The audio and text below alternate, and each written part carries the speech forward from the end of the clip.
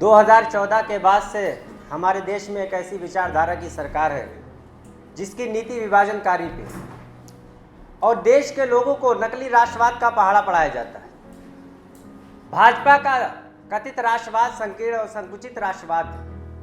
भाजपा जिस राष्ट्रवाद की कल्पना करती है उसमें देश की एक बड़ी आबादी, अल्पसंख्यक समुदाय, दलित, आदिवासी समाज नहीं।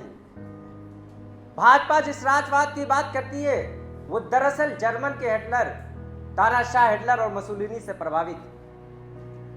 इतिहास गवाह है कि कांग्रेस ने हमेशा दिलों को जोड़ने की बात कही है, लोगों को जोड़ने की बात कही है, देश की संस्कृति और सभ्यता को बनाए और बचाने के लिए काम किया है। हमारे पूर्वजों ने, कांग्रेस पार्टी के लोगों ने देश के साथ मिलकर स्वाधीनता आंदोलन की लड़ाई लड़ी, जहां पे भाजपा या उनके लोगों का कोई दूर दूर तक कोई रोल नहीं। उसके बाद आजाद होने के बाद भारत 640 छोटी बड़ी रियासतों में बटा हुआ था, उसको जोड़ने का भी काम कांग्रेस पार्टी ने किया। पंजाब का समझौता हो, कश्मीर का समझौता हो, असम समझौता, मिजोरम समझौता हो, पूरे देश को जोड़ने में कांग्रेस का रोल है। उसके बाद इंस्टीट्यूशन की बात आती है, उद्योग की बात आती है, बड़े बड़े उद्योग, सेल, भेल, BSNL, shipping corporation, Indian airlines, सबके सब कांग्रेस ने लगाया।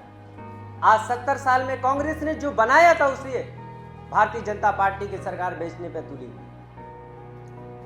और जो संवैधानिक संस्थाएं थी आज उस पर हमला किया जा रहा है, हमारी स्वतंत्रता पे हमला हो रहा है और उसकी लड़ाई हमें लड़ना।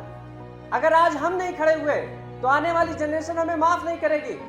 हमारे गिरीबान पकड़ के हमसे सवाल किया जाएगा कि जब लोकतंत्र पे हमला हो रहा था, जब देश के संविधान पे हमला हो रहा था, जब गांधी के देश में गोडसे की पूजा हो रही थी, तो आप कहां थे? और मैं दावे के साथ कह सकता हूं कि कांग्रेस पार्टी इन विचारधारों के खिलाफ, संघीय विचारधारों के खिलाफ लड़ सकती है। और आपने देखा है कि श्रीमती प्रियंका गांधी ने लगातार उत्तर प्रदेश में, चाहे वो आजमगढ़ की घटना हो, हाथरस की घटना हो, उन्नाव की घटना हो, लड़ने का काम प्रियंका गांधी कर रही है।